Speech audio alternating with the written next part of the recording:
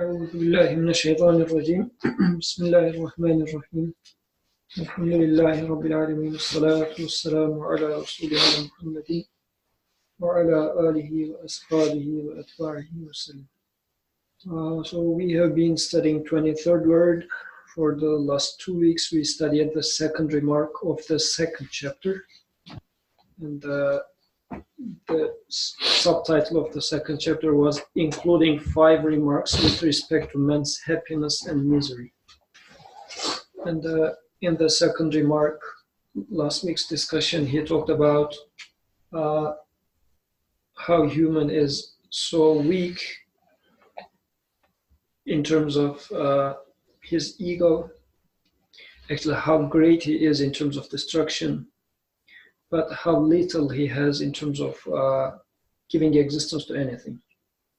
But he also talked about one other aspect of human, which is human's impotence and poverty, in which he is so quote-unquote strong or rich that he resembled man to a seed, and under the soil of real Islam, light of belief, worship, servitude to God, how this seed is nurtured and quote-unquote spiritual aspects in human flourishes. Otherwise, human rots under the soil. And so there was this paragraph, summarizing it. Yes, true progress is to turn the faces of the heart, spirit, intellect, and even the imagination and other subtle faculties given to man towards eternal life, and for each to be occupied with the particular duty of worship worthy of it. Progress is not, as the people of misguidance imagine, to plunge into the life of this world in all its minute details, and in order to taste every sort of pleasure, even the basest, make subject to the evil commanding soul all the subtle faculties and the heart and intellect, and make them assisted. To do this is not progress, it is decline. Then he talked about a vision in which he entered a city. There were 2 types of houses. In one type of house, there he observed in front of the door there was as if like a party. Everybody was there, and the doorkeeper and the dog was as if the chief, and the rest of the people, like the lord of the house and the people, they were all in sweet conversations with ill-mannered youth, or he was the lord of the house was playing with the dog, so it was an inappropriate environment. Entertaining dog, like as if serving to dog. Right. So in the second type of the house, he just sees that doorkeeper and the dog is there. They're very silent from outside. There's nothing entertaining in this house. So when he comes into the house, he sees that everybody is doing their proper job. So, and at the conclusion part of it, he said that this vision, the society is the city. Every single person is either one of the 2 examples. And the person who, in the first type of personality, it is every true job that a human is supposed to do is abandoned, and everything is just worldly joy. The dog and the doorkeeper is just the lust that human has, and as if everything else is subservient to human's lust. But in the second case, the doorkeeper is just being the protector of the rest of the house. So this being said, very quick summary, I would say let's go with the third remark. Okay, Bismillah. The third remark of the 23rd word on page 337 for us. In regard to his acts and deeds and his labor, man is a weak animal, an impotent creature. The extent of his power of disposal and ownership in this respect is so narrow that it is no greater than as far as his hand can reach.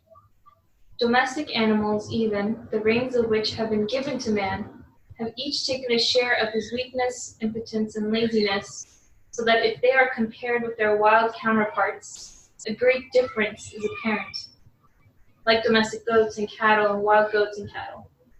But in regard to passivity, acceptance, supplication, and entreaty, man is an honored traveler in this hostel of the world. He is the guest of one so generous that infinite treasuries of mercy have been opened to him, and innumerable unique beings and servants subjugated to him. And a sphere so large has been prepared for this guest's recreation, amusement, and benefit, that half of its diameter is as long and broad as the imagination can stretch. Thus, if man relies on his ego, in making worldly life his goal, attempts to taste temporary pleasures while struggling to make his living, he becomes submerged within an extremely constricted sphere, then departs. All the members, systems, and faculties given to him will testify against him at the resurrection and will bring a suit against him. Whereas if he knows himself to be a guest and spends the capital of his life within the sphere of permission of the generous one of whom he is a guest, he will strive for a long eternal life within a broad sphere, then take his rest and ease. Thus, if man relies on his ego and making worldly life his goal, attempts to taste temporary pleasures while struggling to make his living, he becomes submerged within an extremely constricted sphere, then departs. All the members, systems, and faculties given to him will testify against him at the resurrection and will bring a suit against him. Whereas, if he knows himself to be a guest and spends the capital of his life within the sphere of permission of the generous one of whom he is the guest, he will strive for a long eternal life within a broad sphere, then take his rest and ease. And later he may rise to the highest of the high. Moreover, all the members and systems given to man will be happy with him and testify in favor of him in the hereafter. For sure, all the wonderful faculties given to him were not for this insignificant worldly life, but for an everlasting life of great significance. For if we compare man, the human being, with the animals, we see that the human is very rich in regard to faculties and members, 100 times more so than the animals. But in pleasures of worldly life and in animal life, he falls 100 times lower.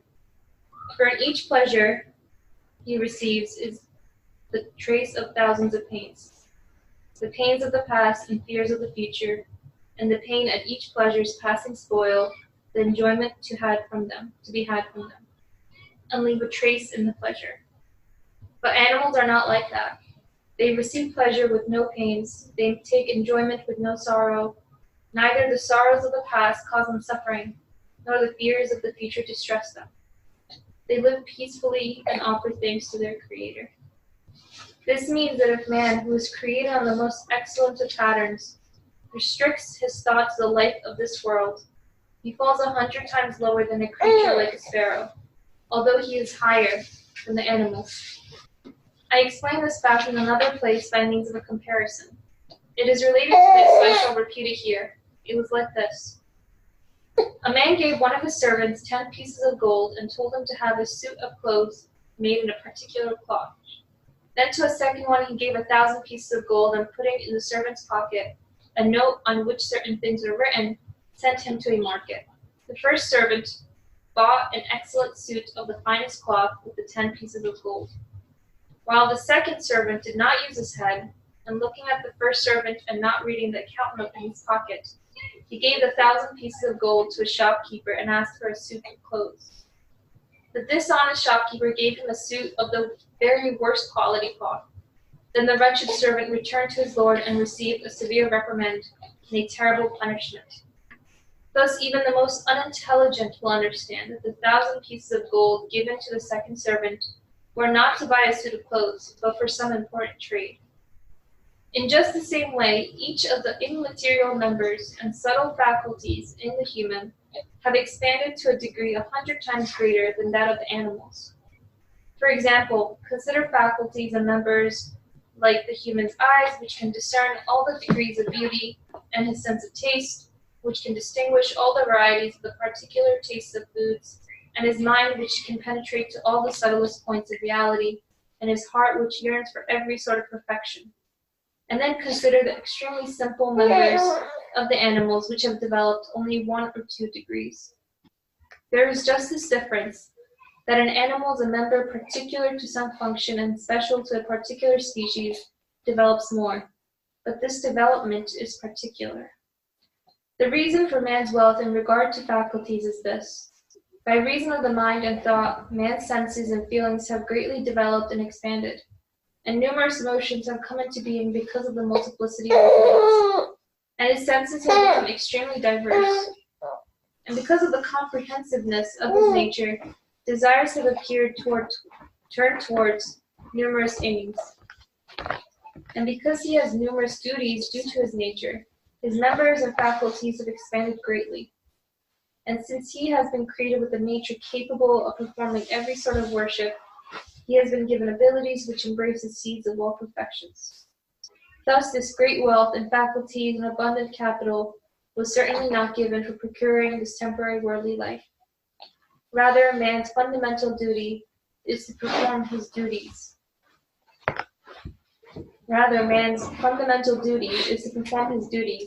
Which look to innumerable aims, and proclaim his impotence, poverty, and faults in the form of worship, and observing the glorifications of beings with the universal eye, to bear witness to them, and seeing the instances of the assistance of the most merciful one, to offer thanks, and gazing on the miracles of dominical power and beings, to contemplate on them as objects from which lessons may be drawn.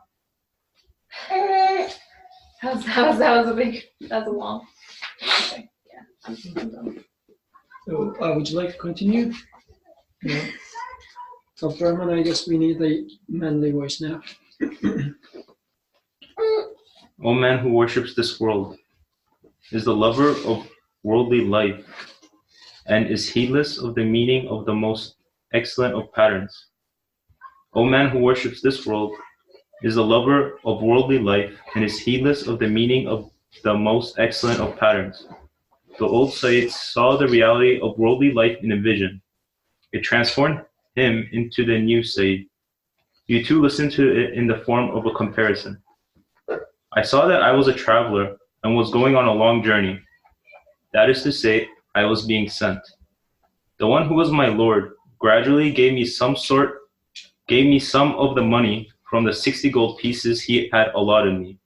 I spent them and came to a hostel where there were amusements of all kinds. In one night in the hostel, I spent 10 pieces of gold on gambling, amusements, and the enjoyment of fame. In the morning, I had no money left. Moreover, I had done no trade nor bought any goods for the place I was going. All that remained to me from the money were sins and pains, and from the amusements, wounds, and sorrow. While in that sorry state, a man suddenly appeared. He said to me, "You have wasted all your capital and deserve punishment. You are going to your destination bankrupt and with your hands empty. But if you have any sense, the door of repentance is open. When you receive the 15 pieces of gold that remain to you, keep half of them in reserve. That is, obtain the things necessary for you in the place where you are going." I looked. My soul did not agree to this. So he said, "A third then." My soul still did not obey him. Then he said, "A quarter." My soul could not give up the habits to which it was addicted. So the man angrily turned his back on me and left. Suddenly, the scene changed. I was in a train in a tunnel, which was traveling fast, as though downwards vertically. I took fright. But what could I do? There was no escape anywhere. Strangely, attractive flowers and enticing fruits appeared on both sides of the train, and I, like the foolish and inexperienced, looked at them and, stretching out my hand, tried to pick them. But they were covered in thorns and tore at my hands when I touched them, making them bleed.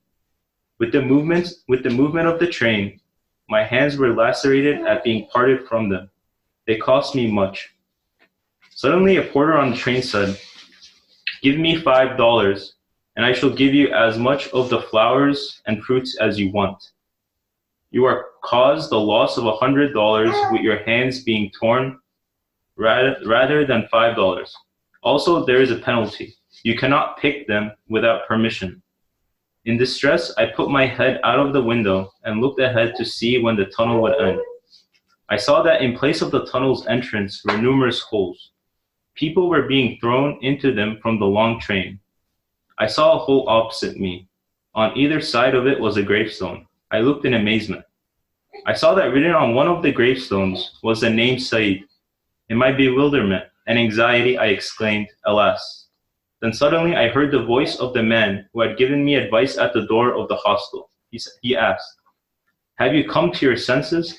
I replied, "Yes, but it is too late now." So he said, "Repent and place your trust in God." I replied that I would. Then I awoke and saw myself as a new Sayyid. The old Sayyid had disappeared. So that was the vision. May God cause good to come of it. I shall interpret one or two parts of it, then you can interpret the rest for yourself. The journey was the journey, which passes from the world of spirits through the mother's womb, youth, old age, the grave, the intermediate realm, the resurrection, and the bridge of Sirat towards eternity. The 60 pieces of gold for the 60 years of life. I reckoned I saw the vision when I was 45 years old. I had nothing to guarantee it, but a sincere student of the all-wise Quran advised me to spend half of the 15 that remained to me on the hereafter. The hostel for me was Istanbul. The train was time, and each year a carriage. As for the tunnel, it was the life of this world. The thorny flowers and fruits were illicit pleasures and forbidden amusements which caused pain while indulging in them, on thinking of their passing. And on separation lacerate the heart, making it bleed. They also cause a punishment to be inflicted. The porter on the train told me to give him $5 so that he would give me as many as I wanted. The meaning of this is as follows. The pleasures and enjoyment man receives through illicit striving within the sphere of what is lawful are sufficient for him. No need remains to enter the unlawful. You may interpret the rest for yourself. Jazakallah khair. It was a long read, so let's go back to the beginning.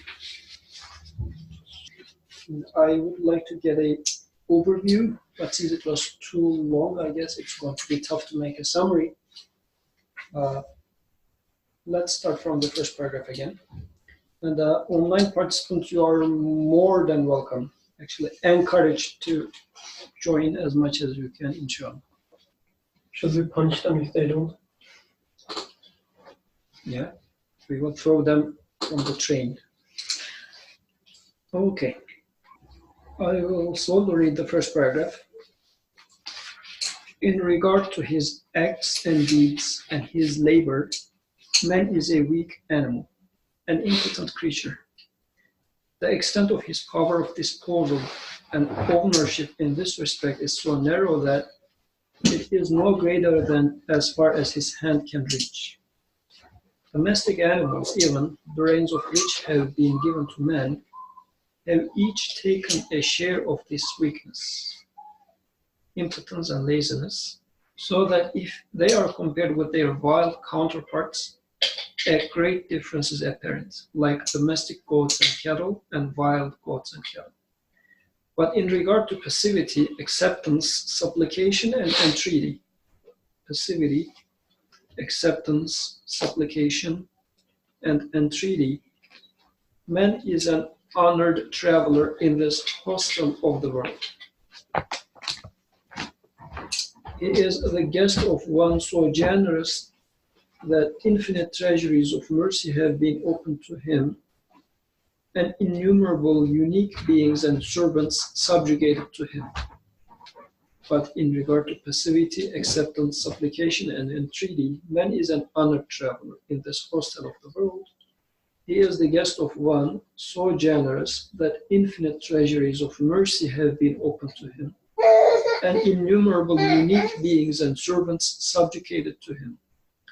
and a sphere so large has been prepared for this guest's recreation, amusement, and benefit that half its diameter is as long and broad as the imagination can stretch. Okay. I will just pose a few questions to start the discussion, and feel free to go with any comments, including possibly answers to just opening up questions. So I look at here. So here there's a underlining man's. So again, one aspect of man, which is making human an honorable guest. Passivity, acceptance, supplication, and entreaty. So what does this guest in here signify? What might it mean? One question might be this. Another one is, what does he mean when he says, innumerable, unique beings and servants subjugated to him? So just to open up the conversation. With any other comments or these, please go ahead. Oh, just one point. I was looking at this verse, passivity, acceptance, supplication, and entreaty. So I remember the translation for passivity was not good before.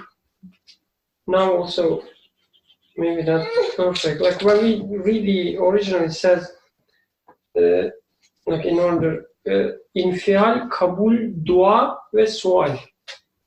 So, I guess like being affected or not being, instead of being a fa'il, or being, yes. Instead of being the doer, as if he is highlighting as the person to whom action is being done towards. Active versus passive. I guess this is, instead of active doer, like passive doer means some other doer is doing action on me. The recipient. Recipient, yeah. So, sorry for that. What I was saying is, he's as if designed so as to receive things and so as to search for things. Like he has all these capacities to ask, to, I don't know, research, to analyze, asking for things, like requesting things and being given. So I don't think the passivity captures this. So, recipient, acceptance, supplication, and entreaty, does it mean asking? I mean, sual, it says. Okay.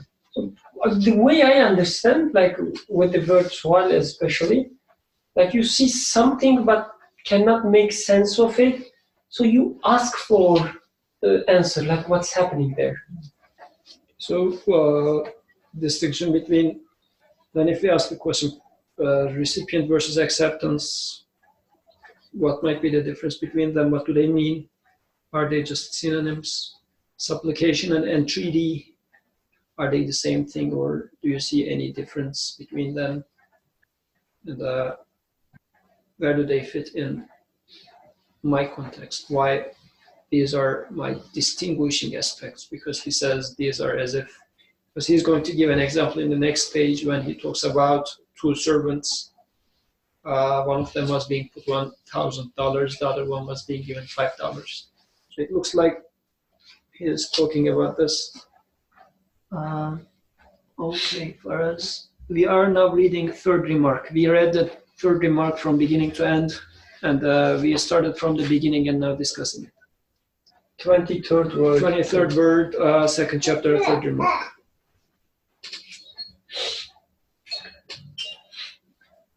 Okay, yes, comments.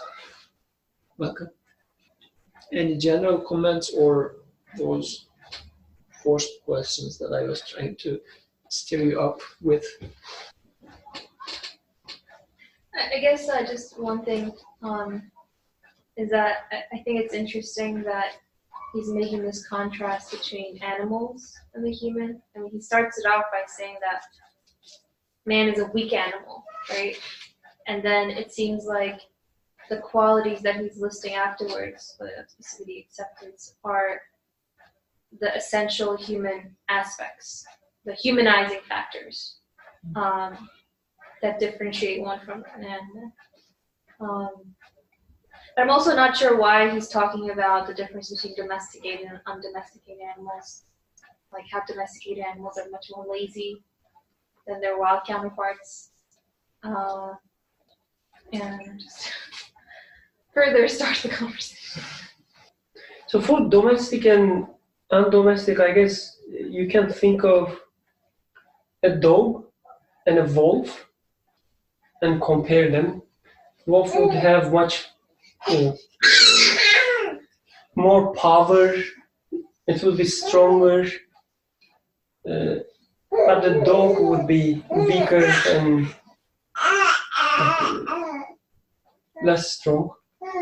But also disciplined and useful. So that's the part, yes.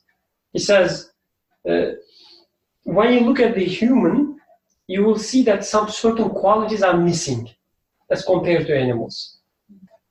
So if you look from the creation aspect, man cannot create much, he says. The animals are better in this respect, or animals are stronger, faster, whatever, like from a physical perspective. And he says you will see the same for the animals which are closer to man.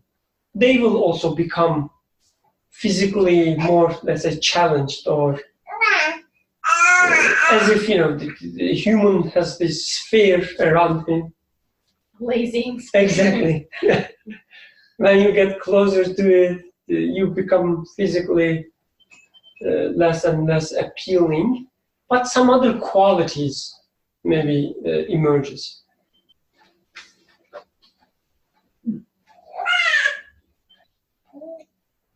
So when he says he is the guest of one so generous that infinite treasuries of mercy have been opened to him, and innumerable unique beings and servants subjugated to him.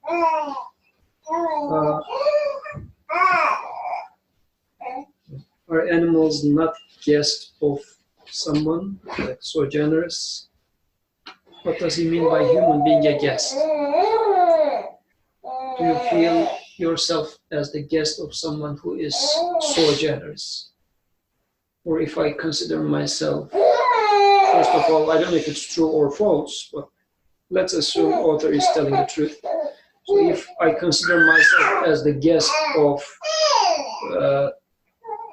such generous, infinitely generous one, what does it change, or is this really the truth in the first place? Do you feel like you are, maybe even before that, is this really true?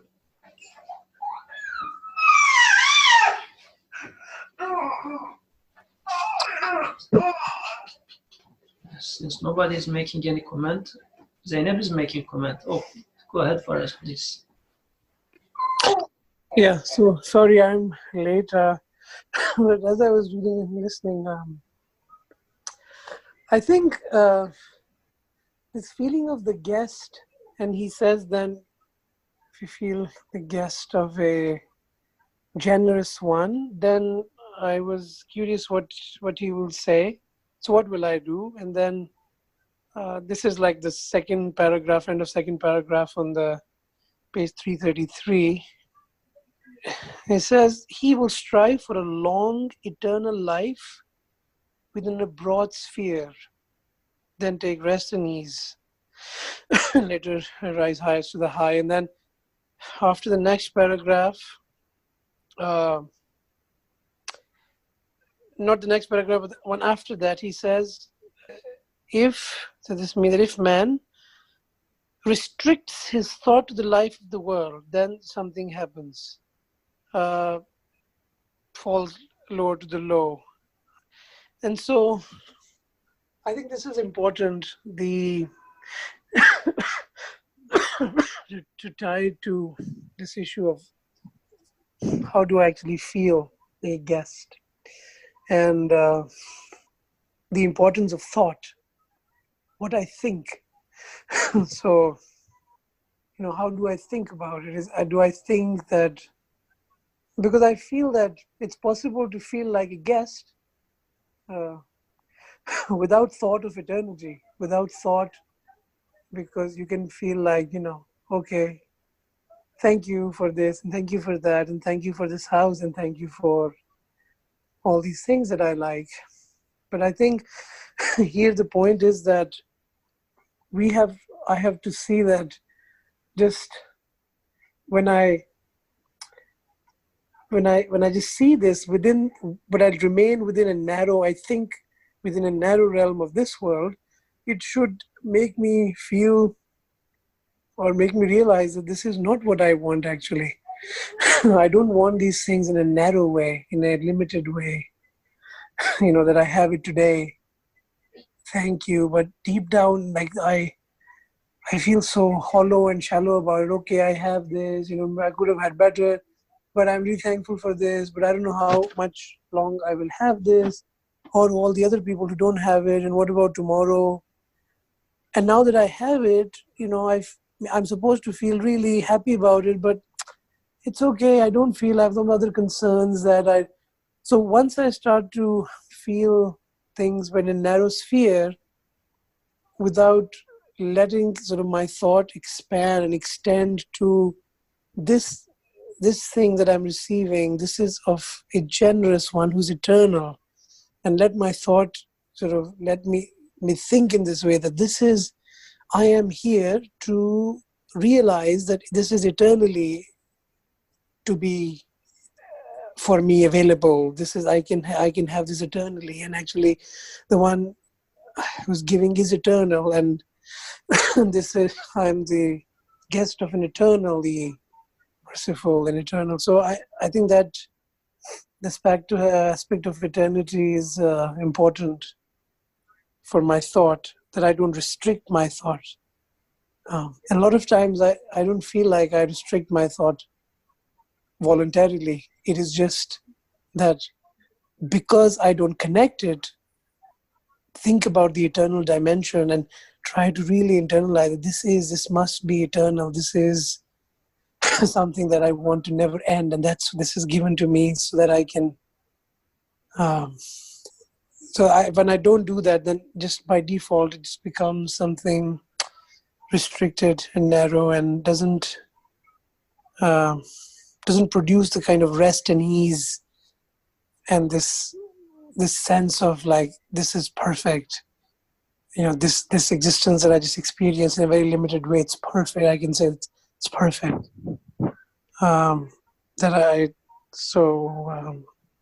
Just caught my attention that there is this idea of restricting thought or not restricting it. And when I see my generous one of whom I'm guest, then I will strive for a long eternal life within a broad sphere. This is interesting. Because I think a lot of my problems come from seeing something good, but then not having this eternal dimension, and then all kinds of questions arise about that don't take me to rest and ease. So now we have guests in this house, for example. So if I ask Abdurrahman, since he didn't talk today, he just read, it doesn't count as talking. So what do you feel as subjugated to you in this house, for example? And what do you not consider as subjugated to you? Zainab is not subjugated. Not subjugated. Okay. She is wild. Okay. So the seat that you are sitting, for example, or the other seats, you are allowed to sit on them, but we have 2 other rooms upstairs, for instance. You better not go there. But you can go to the restroom, okay. It can be subjugated to you, but not the refrigerator. I mean, we can give you cold water, but don't ask for more. Such a good host. Such a good host. I'm a decent host. I mean, I'm not that cruel. I'm not complaining. So, in this world, what do you consider as subjugated to you? And what it is that is not subjugated to you? Well, my body is subjugated to me most of the time. So he says, infinite treasury of mercy. So I am expecting you to count infinite things, but just start from, start from a corner.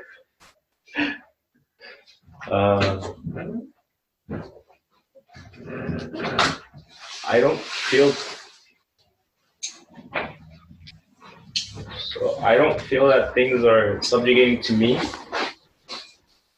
However, I do feel that there is a one that is subjugating things to me. Like, I guess that's the same. I just said the same thing, but I do feel that there is things are not like I'm not doing anything for them to subjugate themselves to me, but things are going so well and so perfectly in my life, and I'm being like taken care of and sustained from childhood so perfectly that like I guess many things like I feel like my family is subjugated to me, the food I eat, How about Zainab? environment. Is she subjugated to you in this case? Well, in terms of how I can look to her and be happy and see meaning, and she definitely when she smiles, like she means something for me, I guess.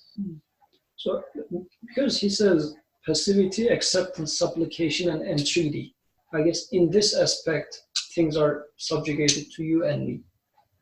So, Yeah, I don't know what those terms mean. So. okay. So, anybody wants to open up those terms and how so many things are subjugated to me? What does it mean? Because at some point, maybe last year or the year before, I don't remember, we were talking about sun rising for me. Can I take it as today, actually, the sun was rising for me? And not to say that it was not rising for you as well, but can I feel, and if I say this as a statement, is it just going to be a poetic saying, or can I truly say and feel that actually the sun is rising for me, sun is subjugated to me? And in what sense can I say that? Because author is saying that if I don't think as such, then I'm restricting myself to a very narrow place.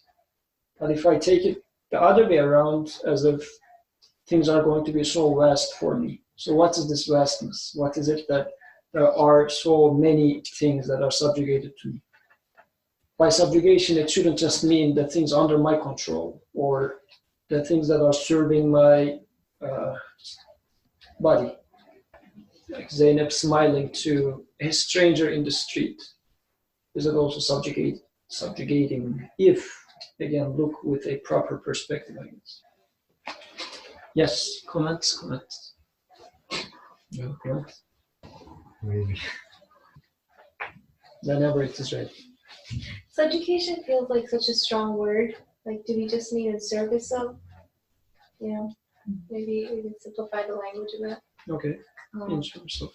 I mean, everything's in service of me. Just like, I get vitamin D from the sun. Sometimes I'm in service. I'm not in service of it, but sometimes I get too much vitamin D, then that's another. Not, I don't know how to explain it, but like everything. What would you consider as a service from sun? Well, I mean, physically, right? It can be about how it helps the physical order of my growth, but it can also be just the feeling of like having that maybe like after a cold winter, right? Like today was very sunny out, and it was just nice to feel the sun on your skin. And besides that physical interaction, it was just a feeling of enjoyment. So in that sense, it provides me a sense of enjoyment that I can't really explain, but it provides a sense of relation making with me, where suddenly I'm in this relationship with the sun, and you know, I can speak to it, you know, or the moon even. Like people for centuries have written poems and poems about the moon, and it seems like every single person has a very particular relationship with how the moon or the sun or the summer or any of these more, I guess, natural elements in the world are constantly in service of them and their feelings and their humanness. So yes, all these things are in service to me, but also in multiple levels and layers, ones in which that I may not even be aware of. And then if I then further question, I guess, how and why and what sorts of qualities these things must have in order to be service of me, then it opens up another layer, because then I can have a vertical connection with it and its source, and see the creation of the sun as a means through which I'm experiencing a more eternal sense of satisfaction. So I mean, I guess I could say that everything seems to be in service of me, but at the same time, I guess in order to come to those sort of vertical connections, or ones that lead me to a sense of gratitude or feeling the infinite mercies and treasuries of mercy, it seems like I must already be starting with the conception of having this positive relationship. But sometimes it can seem like the very opposite, in which I get sunburn, right? Or like apparently there was like a tornado warning yesterday, and it seems like everything around me is just trying to destroy me, and I'm constantly trying to survive. So I don't know. I mean, I'm wondering the extent to which the perspective that I project onto these things around me plays a role in which I can come to the conclusion that they're serving me. Because yes, even though, you know, just at a very perhaps basic level, things like oxygen and I'm breathing and all at the same time, it seems like I'm in a constant struggle too with everything around me, not just you know, trees and the sun and whatever. Like some people may love cherry blossoms, but then they're allergic to pollen. So it's like, do I enjoy the flowers, or do I fight against them? So I feel like there's this two-way relationship or dynamic relationship, but even what seems to be a struggle, that struggle itself can be a service as well. But I guess the question I'm asking is, to what extent do I have to already come prepared with a certain perspective, or do I extract that certain perspective after the experience itself? And that may be a little abstract, but... Makes sense. So you heard the question. So things being subservient to me as the gifts of most merciful. There was a mention of mercy in there as well. And also tornado, how is it merciful? So can I take everything as such? Because he said infinite treasuries of mercy. I mean, just to add on, sure, I can make myself see how that tornado is also service. But I guess what I'm trying to ask is, do I have to first project that perspective onto the experience, or can I just purely through that experience of dealing with the tornado come to the conclusion that it is actually a different type of service that I may not be aware of? So if I ask a question to that, Yeah. Zainab is here, and every single one of them was once like this, and since then up to now, our parents, merciful parents, they demonstrated their mercy as we do to her right now. We just kiss her, or just, what does this mean? Like, I caress her. harassing the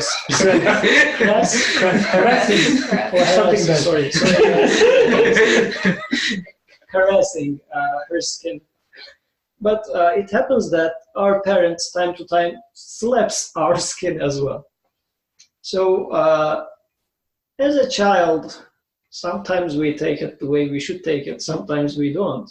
But how would you, let's say, she is a child and we haven't slapped her yet, but as a experienced human being, what would you suggest her to take if her parents shout at her or slaps her somehow?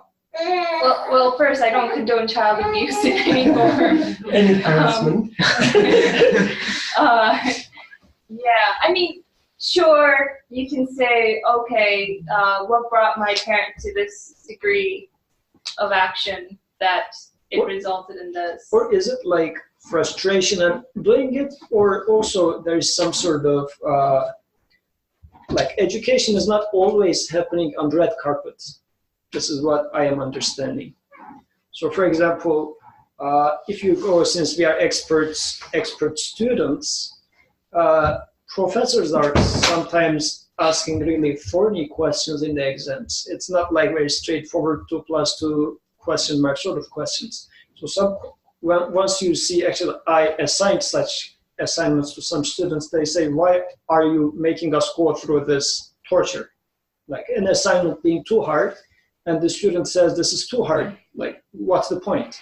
So I don't know if it was out of my mercy or wisdom, but just in a hypothetical case, training is not always being as pleasant as somebody caressing our skin. Sometimes it's being harsh. What I mean by harsh is, as we are nowadays studying story of Noah, right in the middle of calamity. So the flood came, they are now on the ship, and the verse concludes saying, Ghafurur Rahim. So he is the most forgiving and the merciful. So right in the middle of a flood, merciful is the last thing to come to your mind. If it is like he is I don't know, Jabbar, or he is like the Muntaqim, like the revenge taker, whatever, it would fit. But being able to see merciful right in the middle of flood, or being able to see the mercy of mother when she is prohibiting from you to go to wherever, like you would like to go to a party because all of your friends are going, but your mother yells at you so hard. So being able to see mercy there and training in there, so how would you see it? Would you see it by living through the experience, or by projecting your understanding about your mother to the situation to see the mercy there? Because apparently it's just wildness, like your mother got out of control. She's just simply yelling at you. Or is it a very controlled way of addressing you? Because this is the language that you will understand at that point. I don't know, just asking. I mean, I think certainly after the experience itself, you can come to such a result or conclusion. But sometimes from other prior experiences that are more direct in their manifestations of mercy, I can take that and say that this also must be an act of mercy if it's to align with my prior experiences.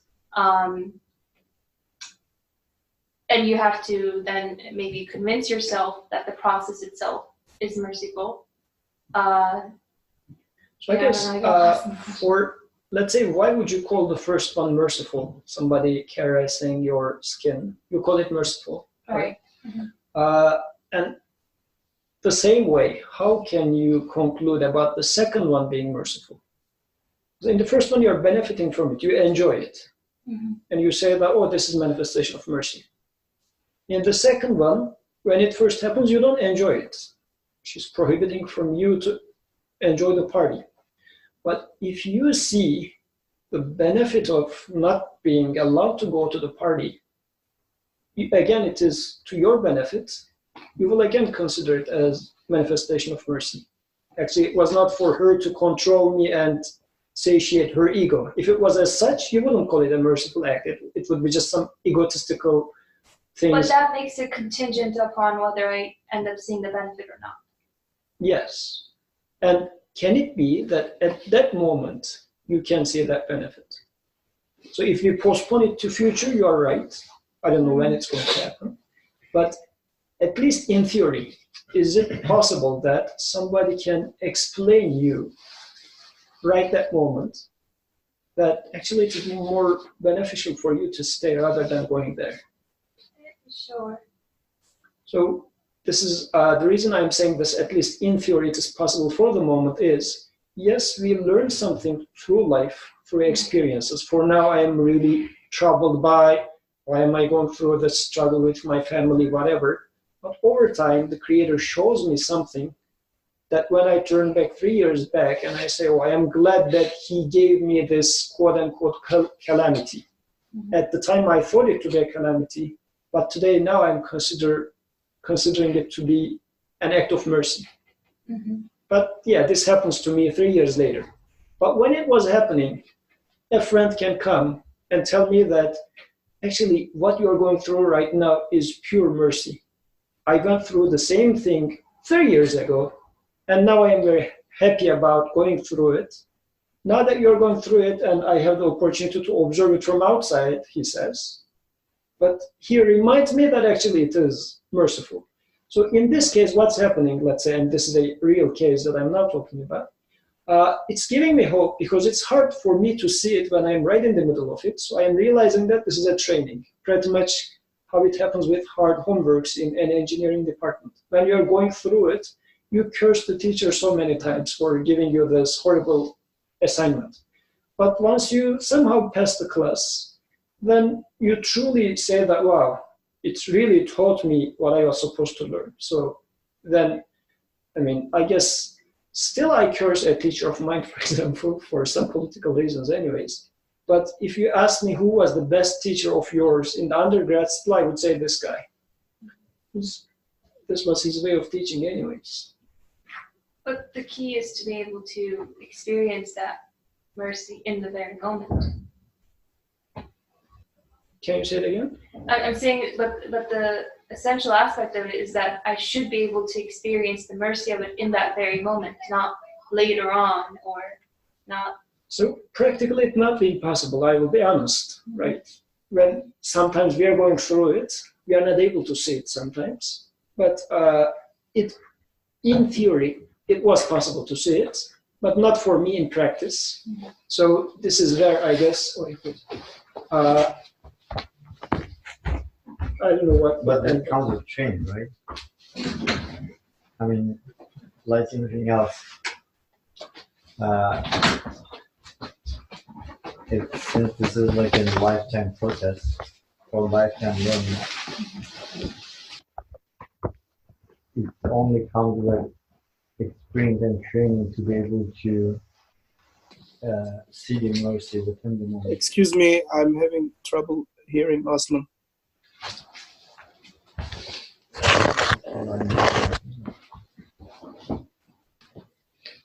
You want to repeat? Would you like him to repeat, Emin? Yes, please. I just said that it comes with the training. Like it only takes time. It takes time to be able to see the mercy within the experience, the moment. So it is not just a one-time thing like that. It will be just like being it is. It comes with experience and learning like anything else. And it needs conscious reminder to yourself. Faraz made a very cryptic comment. I am reading it, and then I'll ask for further comment, for his comment. It says, no fixed time between two blows of the trumpet. Which trumpet is that? The trumpet of primary school? No. This was only trumpet. Faraz, would you like to elaborate? Well, so it's not directly related to what you were saying, so maybe we should focus on what you were saying. Just cite what Aisha Nur was, just the aspect of time you guys said, in the moment or later. And the way I understand the Quranic mention of, when the trumpet is blown and then everything perishes except what God wills, and that, one trumpet is blown and everything dies, and the second trumpet, I think, blows, and when everything comes back to life. And so I take that to be a metaphor for when that shift in, when I see things in themselves, they die, and everything that then I see is the will of God. All the things are actually directly willed.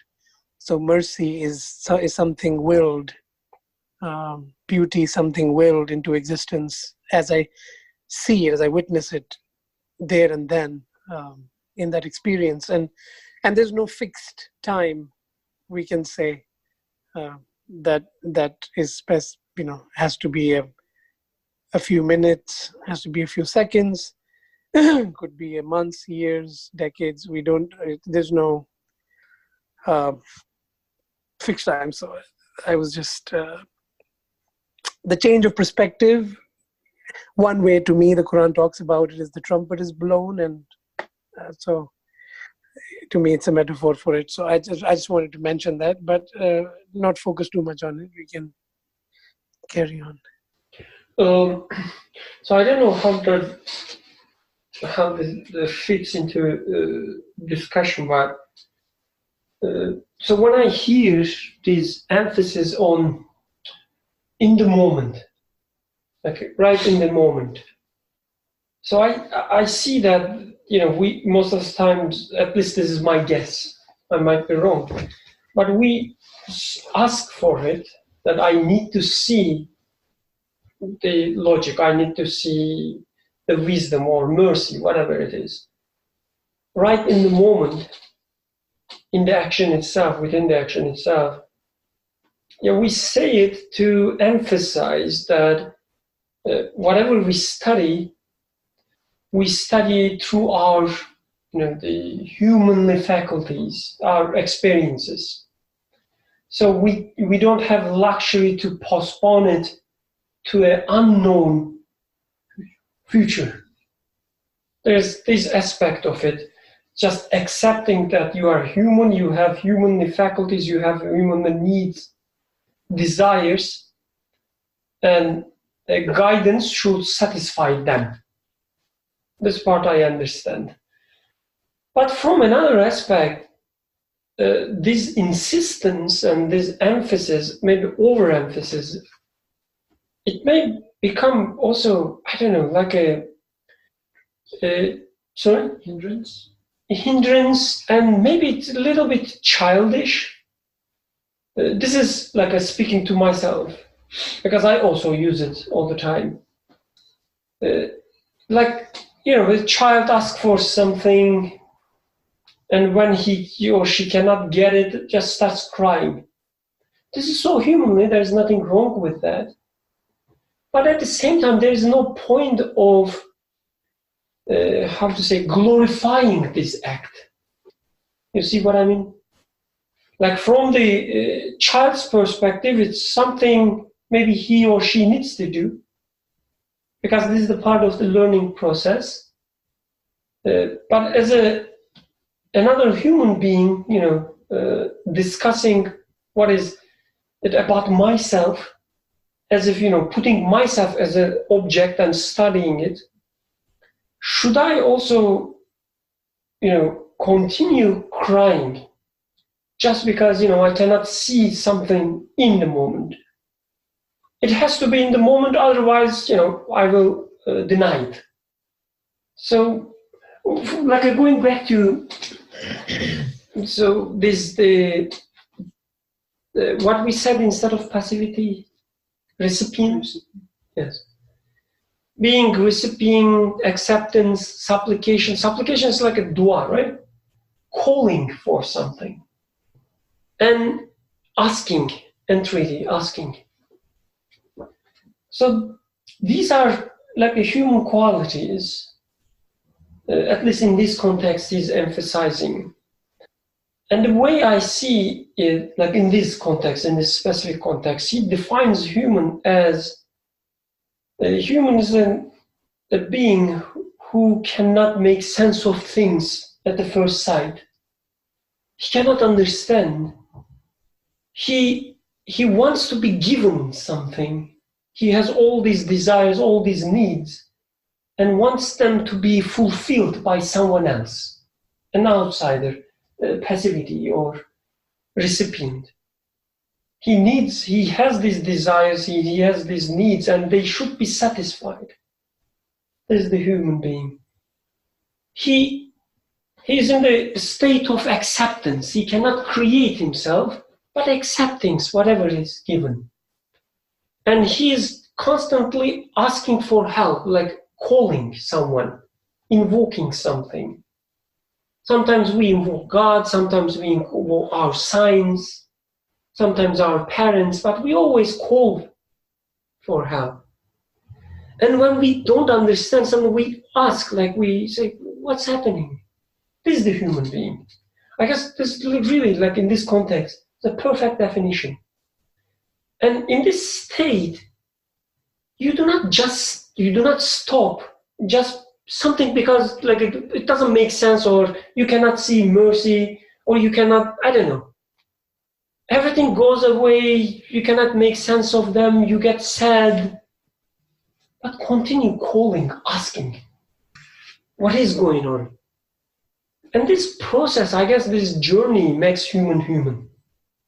Otherwise, human is not, like he's not defining, again in this context, he's not defining human as someone who can see the wisdom, wherever he looks, and then appreciate it, and then get satisfied with it. No, he cannot. Most of the time he cannot, but he asks, he calls. And I guess this is at the crux, at least again in this paragraph, the way I see. So can we say that in terms of potentiality versus how much of this potentiality turned into practical outcome, the two are different. So in terms of potentiality, yeah, I am given to benefit from the whole existence out there. But in practice, how much of it, or does it happen all at once? No, it doesn't. So today I can consider just my parents providing me food as some service that I receive. Tomorrow I might just take a flood as a mercy and as a manifestation of mercy. So I guess in theory, or in terms of potentiality, human is created in the best of the forms to become receiving all these messages from the whole existence. But in practice, how much of it do I receive is very much depending on my choices, I guess, if it's going to be proper. Also, maybe something similar to what you said is, so again, just, I need to highlight this, not to start a war. Like, again, I see the logic and I accept it. That here I am not after an explanation or a description of reality in which somebody tells me, oh, do not worry about it, you will see it later. This is not what I'm after, definitely.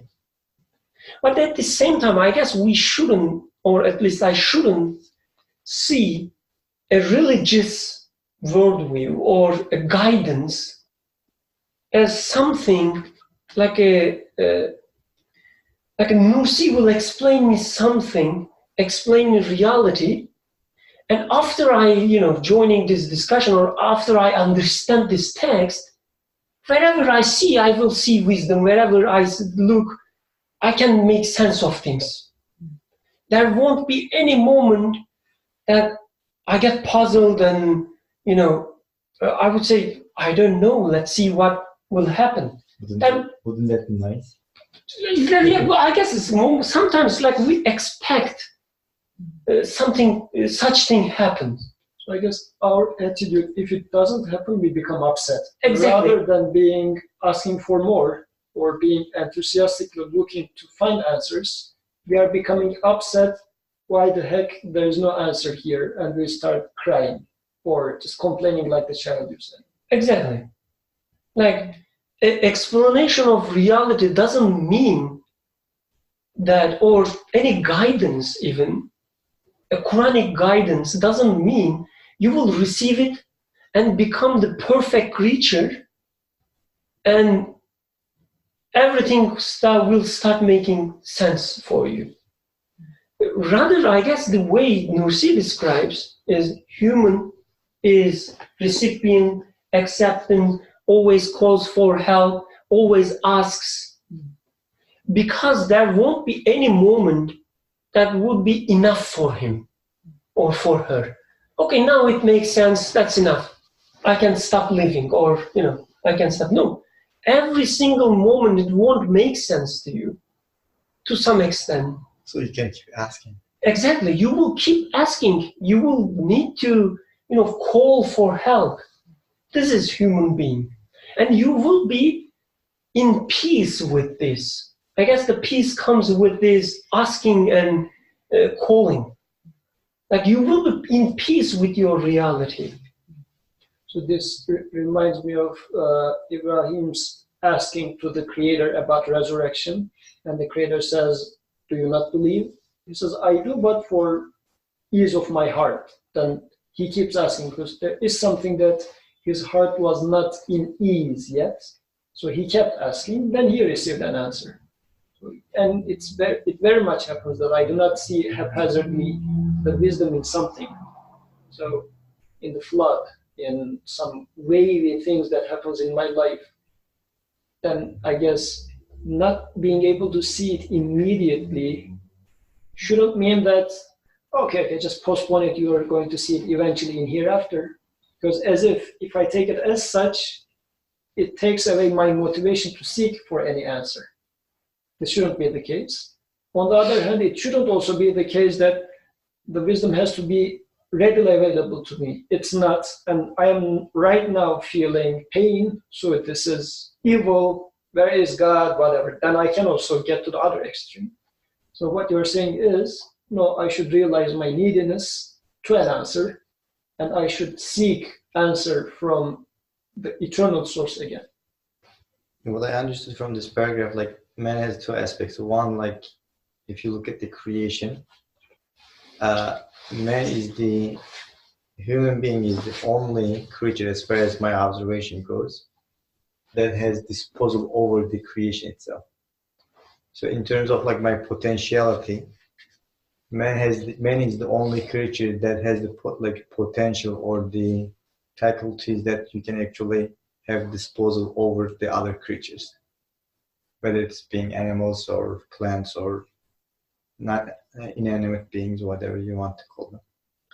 But at the same time, when it comes to actually subjugating them to you by your own will, you find yourself like in a complete impotence, because even though you have disposal over the things, you don't have the kind of will that you can truly subjugate them to yourself. That reminds me especially yours, like on one aspect it is like you are fighting against them, on the other aspect like they are actually subjugated to you. It reminded me of the story of like Cat Stevens, like how he became Muslim. Like, I don't know if you guys know the story, like he's in Malibu, like swimming in the ocean, and he realized that he's way too far out, and then there is no way going back. Like, it's just like he's gonna either die, like that's it, that's the end of his life as far as like he thinks. Then he says, like, if you really truly there somewhere, if you really exist, save me and I will look for the truth. And then there is this, like, when he reads the Quran, he finds the verse saying that when you are in the middle of the sea or ocean, you look around, there is nothing but just a piece of food or something. So like when he like finds that, then that's how he becomes a Muslim. So like what that story is telling me, like in this context, that on one hand, like you have the disposal over the sea, right? The ocean, like you like make a Titanic with your own will, saying that no one will ever be able to like sink this ship. So like you can challenge the ocean. But on the other hand, like when you are in the ocean by yourself, you are completely impotent, and we have no other choice but like surrendering to the power or the will of his. I think that's what this paragraph talks about, that if you understand your own position in relation to the absolute power, then everything becomes like subjugated to you. So that, for example, in the case of the Cat Stevens, like whatever it was, there's like piece of wood, or it was the wave that took him back to the shore. So if the ocean truly became subservient to him and saved his life. And tying with your point, so like in this context, like it is not about really like so much the answer, it is about the actually understanding your neediness and like asking for the knowing that it will only come from him, and knowing that you should be constantly asking from him rather than like rely on your own potentiality.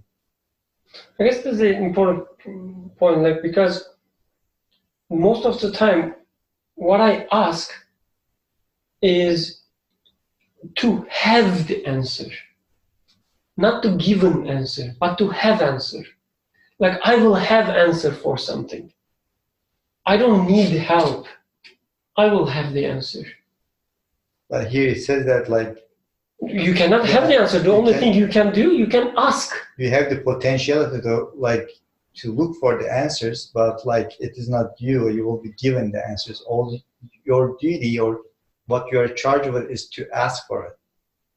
Like this also like reminded me the Amina Hoja's like book. There was like at the beginning he talks about another like sea example that someone was drowning and trying to like save herself, and she goes in there trying to save the person, and the person constantly like trying to like stay on top of the water, and at some point like and trying to also at the same time with the panic she's also pulling her down, right?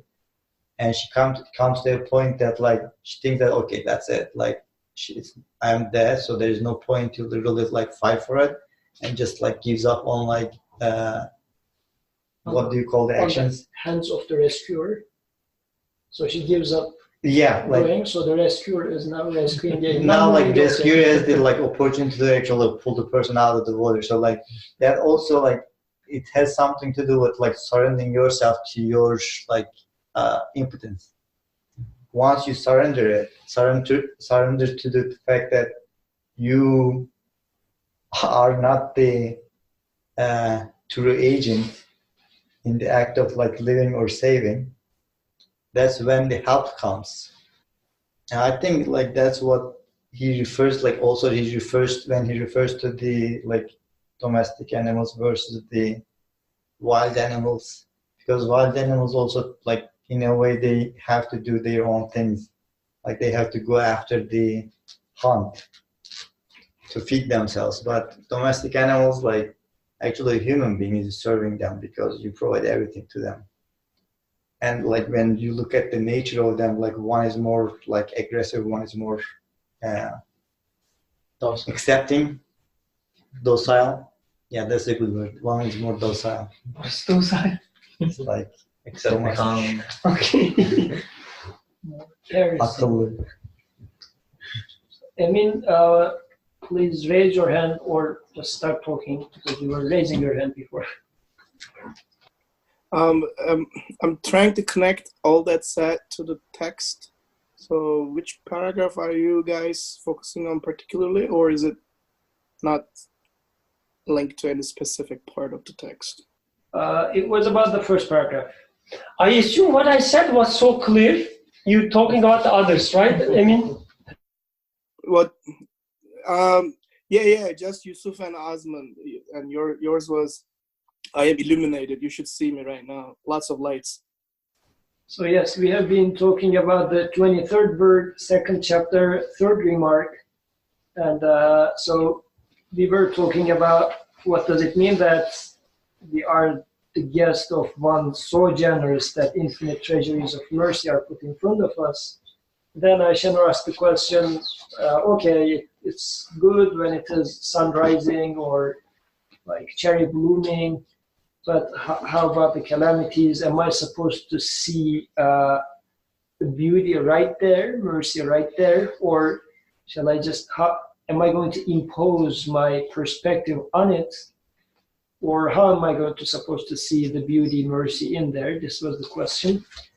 So in a sense, how is it that everything becomes treasury of mercy? This was the question, and the answers were on that, I guess. I don't know if Ayşenur was satisfied. She's Thank you. nodding. So, Was it clarified? I mean, go ahead if you'd like to add anything. No, I'm thinking about it. It's just interesting that the author is not separating human experiences, at least not in the first paragraph, between calamity and opposite of calamity. Let's call it positive experiences. I mean, obviously, he knows about all the negative experiences millions of people go through. So he must have made a conscious decision not to make that distinction. Either it's because he doesn't know how to respond, or maybe there's another reason. Maybe he wants us to go deeper than what we've discussed so far, not to undermine anything I've said. I wonder if I am, as a reader, on the same page with the author. I just find it very interesting. He just starts off talking about how a human being is sent to this world for recreation and benefiting from everything else, and how he's an honored guest, etc. So he's not sugarcoating. You see, there's something else going on, but I couldn't really put my finger on that. Absolutely.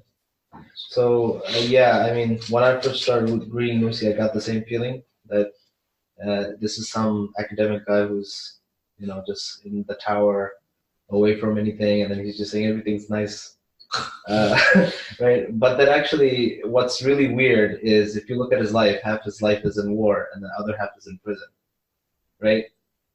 Which makes what he's saying here, like, you know, it forces you to sort of reflect, right? So if this is the guy, if this is the guy telling you that you're an honored guest, yeah, so it's something very interesting. So yeah. Yes. Anybody wants to add anything to that without sugarcoating? And at some point he was like among the high class like society like in Istanbul too. So he experienced the world as well. Yeah. He mentions Istanbul in the vision. In this fact. Yeah, where he gambled and spent his money for pleasures. Yes. So he was in high class society too.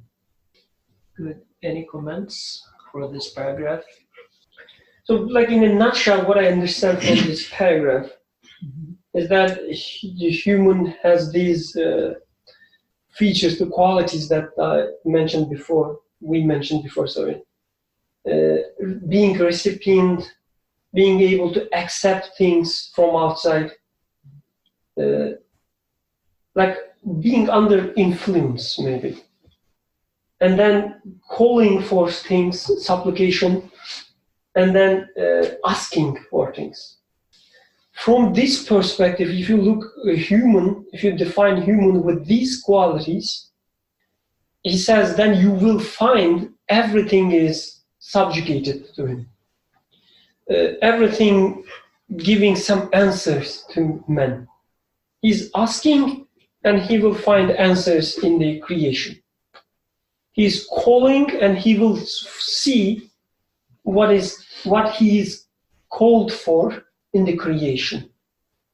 He is a recipient, and he will see that everything is providing something to him.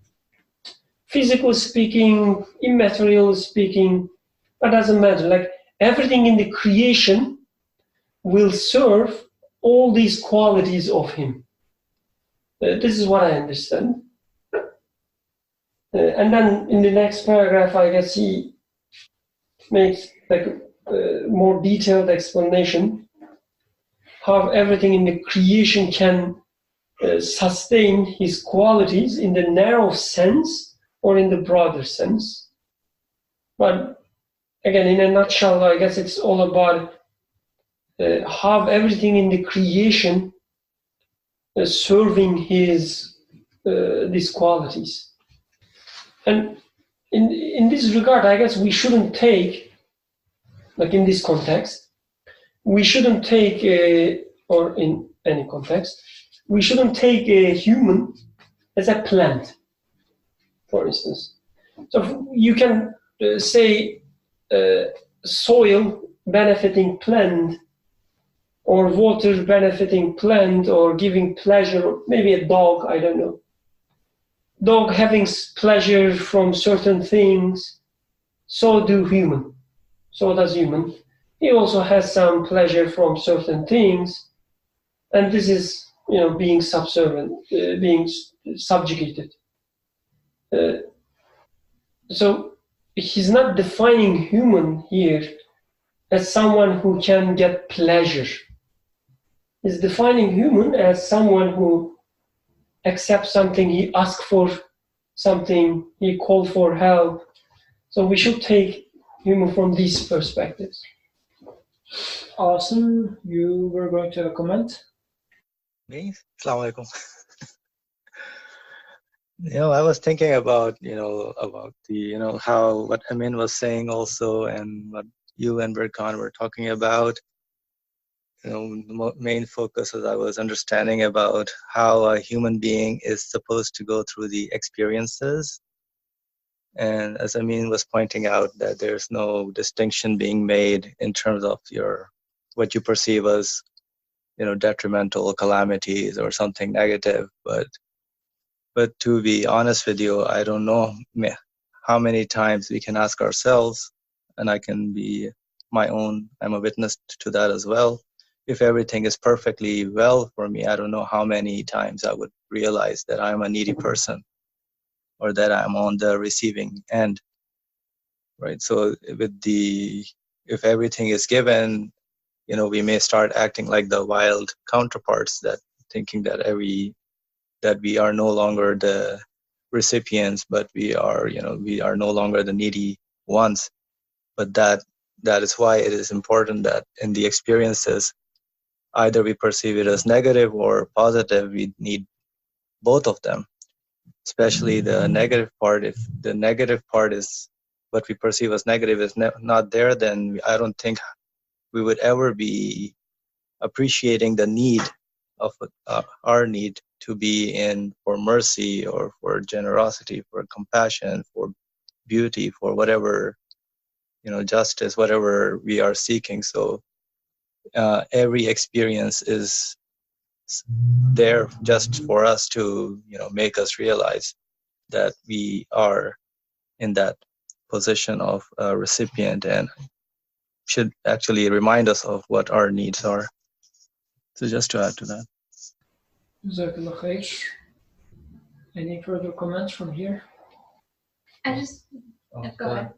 I was just gonna say, the only creature that actually can ask is humans. They have language. I was just looking at the paragraph again, and the author says that so matter-of-factly, the last sentence, a sphere so large that has been prepared for this guest's recreation, amusement, and benefit. His definition of the world that he offers is very matter-of-factly, but if I go out into the classroom or any other circle, really, the immediate definitions that are usually offered are still radically different from this. It's usually one of chaos, pain, suffering that we just have to deal with, grit our teeth, and go on with, try to make sense of. Or in the other sense, if it's a more so-and-so religious circle, it's usually one that's still full of pain, suffering, but phrased in terms like trial and tribulation that we just have to be patient at. In return to paradise. What's that? In exchange of paradise. Right, absolutely. Or else what's it for? And so it just I guess struck out to me how, again, the defining qualities, the purposes and the experiences of this world that he's offering here seem so like a complete opposite of how I guess the majority understand it as, and the majority experience it as, and the majority as in like including myself. I mean, that's not a comment or question. I don't know what that is, but just I just felt like, you know, it's easy to just read it and you're like, okay, that's that, but just stuck out to me. So what he says here is going against the dominant culture, like which makes it more difficult for someone to live with this understanding. I mean, not just the dominant culture, but the dominant mindset, I would say. That the dominant, like, immediate experience of the world seems very different, I guess, in terms of how I've been inculcated in viewing and interacting with it.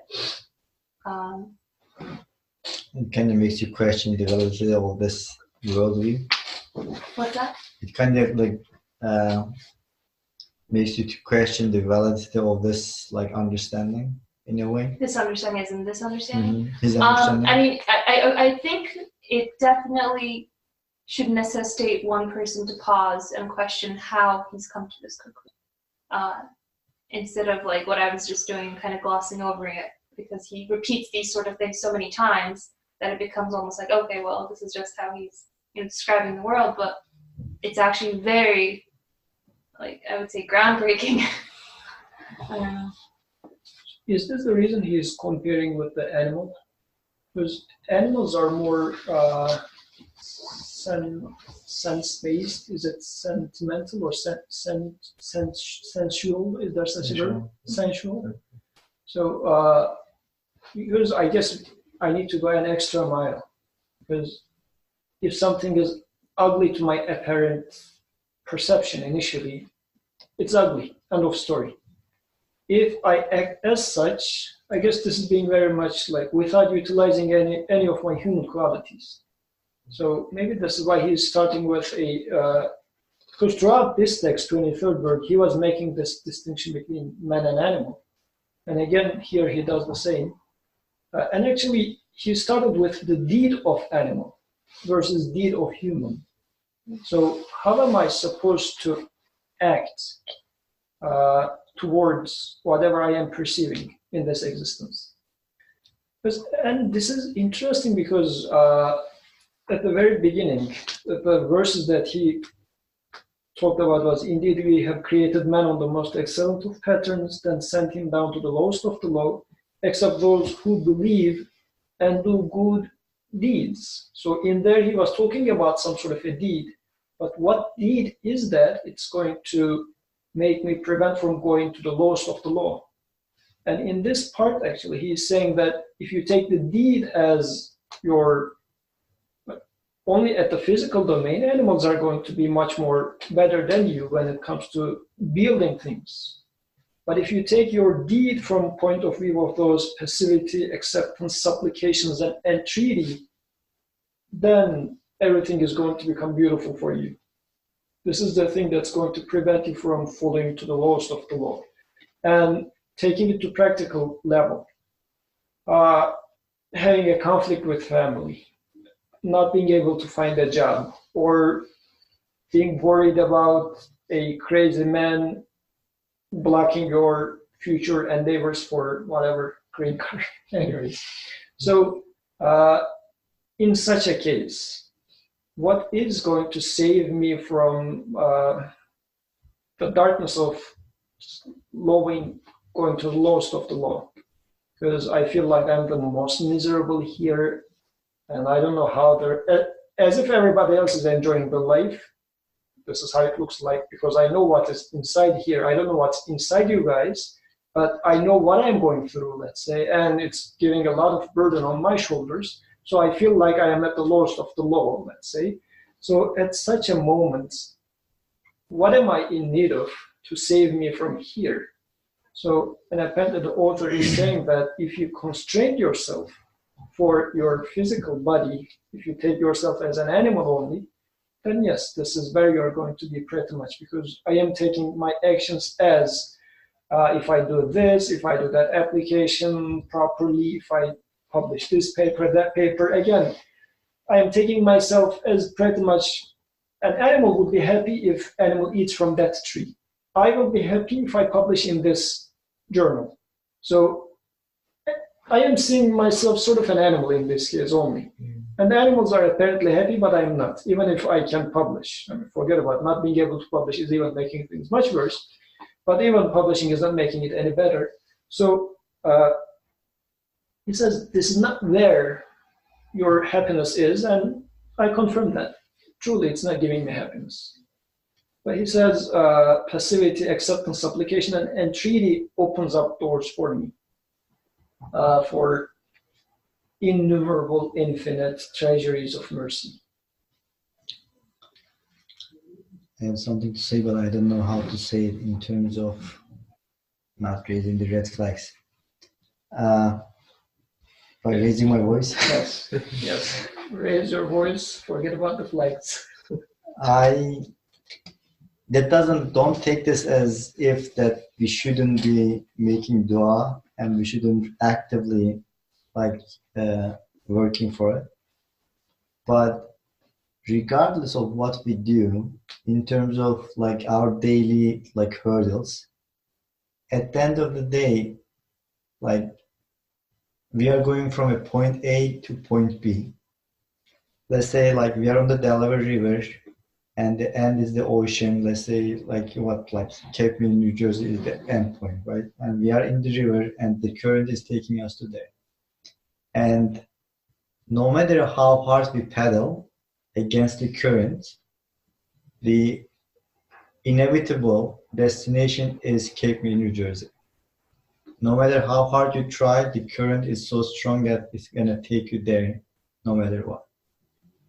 So it is the same way, in human life. I feel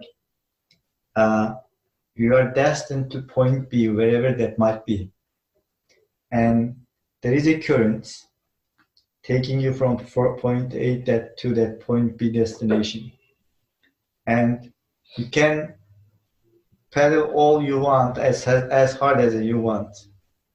At the end, it is not going to change the end results. So or at least that's how I understand it. What Nursi is saying, that just let those paddles go and just enjoy the scenery as you go down to the Delaware River, because whether you paddle it or not, you're going to end up with Cape May, New Jersey. All you do in the process, by paddling like crazy, is just torturing yourself along the way. Just stop doing that, how do you say it? That hideous, is that the word? Hideous, act against yourself. Red flags? The red flags is, so what am I proposing, that we shouldn't paddle? That was the red flag. That's not what I am proposing, but in a way that's what I am proposing. I mean, it does fit with this is just initial reading. I'm not supporting him. This is not my usual style, supporting Osman. But because I have to go today, that's why I don't want to be in the opposite camp. I was looking at the sentence, and a sphere so large has been prepared for his guests. These guests, recreation, amusement, and benefit. I checked the original. Amusement is a strange word, maybe. For these guests, a journey, recreation, tenezzü, maybe gezinti, I don't know. Journeying, and then temasha, looking at around, trying to understand, as you said, let yourself look at the scenery, and enjoyment, benefiting. So it seems I don't know, it reads he says something similar to what you said. maybe just to further clarify it, like speaking for myself, like I live with this illusion or misconception that I take care of the stuff, and especially for the stuff that doesn't happen the way that I want them to happen. I struggle really hard, struggle hard. I give up. Then miraculously things just fall into places. But that misconception that like thinking that I am the one doing it, like that's what creates all the tension and the problem in human's life. If you don't have that kind of like illusion, then whatever left behind is just your asking for your like supplication and just doing whatever you are charged with, and not really worrying about the rest, because it's not even your business to worry about it. So Faraz is raising hand. I don't see any flag in the hand, but let's see. Go ahead, Faraz. Flag. So thank you, Usman, for sharing this. We don't have time. Time is coming to an end, but I think, how should I summarize? We shouldn't, or I shouldn't run away or dilute the ideal that revelation is bringing to me because it seems not attainable at once or completely. I think the Quran's message about this, what I should look in my life, I think we might reduce it if we think in terms of, I should not worry, because there are philosophies that's, if you're really stressed about things not in your control, and you say it is fate or luck, so just it's whatever's going to happen is going to happen anyway, and it will take you there. So just enjoy the scenery along the way. Don't get worried about things not in your control. That's possible to do without a revelation. But when I try to do it, it's we may say that just enjoy and the ride until where it is. But in my experience, I don't actually enjoy that ride, and it is not enjoyable. And I may tell myself, okay, it's okay, just relax. It's in the end, it's going to be the same. But then the question is, but why is this happening? Why? And why don't I like it, or why do I worry about it? And I can't make sense of my drive to my desire that it shouldn't be like this or it should be like this. So I think in the end, I need to ask, how do I give meaning to my feelings? How do I give meaning to my perceptions? Who is the best source to give meaning to it? And I should look to revelation to give me that meaning to and so I think that will make the difference. So from going from simply having a higher something taking me somewhere, I need to be able to find an eternal meaning, my access to an eternal meaning in that need. So when I say Usman, and he just calling somebody's name or telling someone to put something in the refrigerator, I'm expressing a need for order. I must be able to say in this, telling my wife, can you please put this in the fridge? I need to have a meaning for this. And this meaning there's a treasury, infinite treasury in this, even in the smallest moment of I am, how do you be seeking, or the terms that you are using, asking. I am in need of expressing the need for glorifying the orderer, an order, eternal orderer, who keeps everything in place. And I must find that one in the meaning of, I must be able to find this meaning through revelation, because without having that meaning, I cannot find satisfaction by I may not be stressed. It doesn't have to be stressed, but if the lack of that meaning bothers me and it doesn't go away, I can suppress it, forget about it. But so I know Usman did a lot of disclaimers, so I'm not arguing against him. I'm using the opportunity really, or his shoulder to fire on his shoulder, to say that I find a lot of, among my students, a desire to not be stressed about life, a desire to kind of give in, surrender to time, to the flow of things, to the universe, to luck, to fate, to God in the same category, and just, enjoy the ride. It's going to happen, it's going to happen. What are you going to do? And that's a good, there's this recognition of the limitations of human agency. I personally don't want to confuse that with saying, okay, so limitation of agency means then you don't really need to find a meaning for your calling somebody's name and wanting to be heard. When I say Birkan, I want him to turn to me and listen to me. What is the meaning of this? Who am I, or what am I expecting from that I will be heard? Am I not seeking in my action a hearer? I'm saying, hearer, hear me. Somebody hear me. I'm in need. And I need to have a meaning for this capacity or this desire to be heard, and so on and so forth, all the other needs and desires. Because without that meaning, I'm not satisfied with this existence. So, not to criticize Usman, but just something that came to my mind. Thank you. Emin raised his hand at some point. Would you like to make a comment, Emin?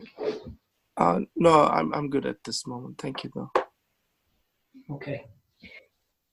But I don't know. Maybe I don't find the analogy inadequate of the river, because I don't think that. Destination is death, obviously, but I don't think that we're on a boat. I think we're just in the ocean, right? And that there's a responsibility for you to swim, right? Now, if there's a current that's pulling you towards a location, then it's easier to swim, right? You don't have to do much effort. But most people just try to swim against the current, so they just end up drowning. So I don't think, because if there's no human agency at all, then there's no point of will, right? Or even the choice to, what he's saying here, this is conditional on a choice, right? But in regard to these things, if the human uses these things, then the world will open up to be a sphere of enjoyment. So if there's no human agency, then this choice is meaningless too, right? What I understood from Osman is the human agency is not changing the direction of the ship, but while you are in the ship, whatever you see, however you see things, however you interpret your surroundings, this is where your agency is in. So you do not physically change the course of events, the way I understand he's saying is, and this is generally what we are trying to achieve in this existence. Maybe the effort should be put more in terms of my interpretation of things rather than physically, or as if I'm going to change the earth to turn from east to west to east, however it is. Just the reverse of it. So if it is set to turn in this way, it is turning in this way. So of course, it is becoming blurry for my future actions, because still I feel like I raise my hand because I will to raise my hand, but not going into this or speculating in this aspect of it. Was it me willing to raise or whatever? Not going into that much of it, because it's going to take another whole days of discussions. But the emphasis in the perspective that I understood from Osman saying is, my emphasis should be on, I'm going through a trouble. So what does this trouble mean for me? So, because generally I am trying to swim against removing the trouble altogether. Okay, still I can attempt to, let's say, remove the trouble. But again, my emphasis, shall it be better to focus on what am I doing? What am I supposed to take out of this? Why is this happening? What is the message in this? And these are all can be understood under the title of recipient or passivity, acceptance, supplication, and entreaty. Or I can do it as, no, I'm going to conquer the world, I'm going to conquer my body, I'm going to conquer academia, whatever I'm doing, like in the physical sense of the word. And the author is saying that this is not where you are going to distinguish yourself from the animals. So actually, in the first sentence of the next paragraph, when he talks about relying on ego, that's where he kind of talks about what I was trying to say. I mean, even the act of physically acting is a type of supplication, right? So, so if you're charged with a situation where, in that situation, the world, God, universe, whatever, made you responsible over something, then at that point you can't just say, oh, let me just ride the wave and see where it ends up, and then everything crashes and burns, right? But rather you've been put into that position. But the danger is thinking that the ego achieved that position by its own right. So am I doing prayer, or am I attempting to solve the problem myself? From outside it looks the same. From outside still you're trying to achieve something, but from inside it is as if you're just attempting or asking, or your intention is, no, I am truly going to solve the trouble. Yeah, the inside, I think that two ways you can look at it is, am I the owner of this responsibility? And so I'm fully in charge of doing everything. So that's this individualism obviously leads to just tremendous anxiety. Or have I been charged with doing this responsibility? And just like, for example, let me give you an example. For example, if a king sends like a messenger to another country, so let's say Turkey sends an ambassador to the U.S. So the ambassador, he's just serving Turkey on behalf of Turkey, and he gets to the U.S., he gets a hotel, he gets into let's say he gets into a fight, he goes to Turkish embassy, Turkey helps him out. So it's that two perspective. Am I doing it myself, or am I doing it on behalf of something else? But both of them, you still have to do something, right? The action, like passivity in terms of just like sitting, like a traveler, right? A traveler travels. So if he's just sitting under a tree, he's not going to get to his destination, but he still has to walk. Like even if the road is like a straight road and there's nothing on it, he's still, he's technically not doing anything is not an option. Right. It's not like you are not given that kind of option to go against your own nature. Like I always find very interesting the verse, like challenging man saying that, get out of my creation, my milk, if you can.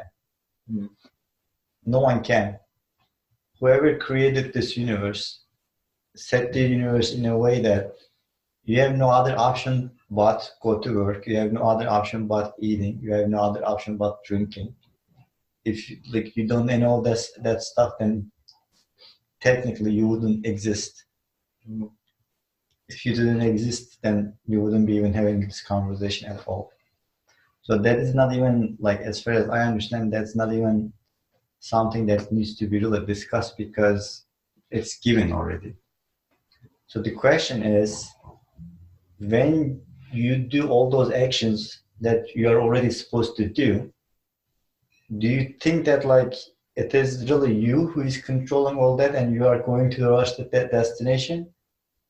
Or it's actually you are actually being taken to that destination? It's just you are fooling yourself that you are in charge of it. Because it is very easy to say that like I am in charge of it and live with that kind of mindset.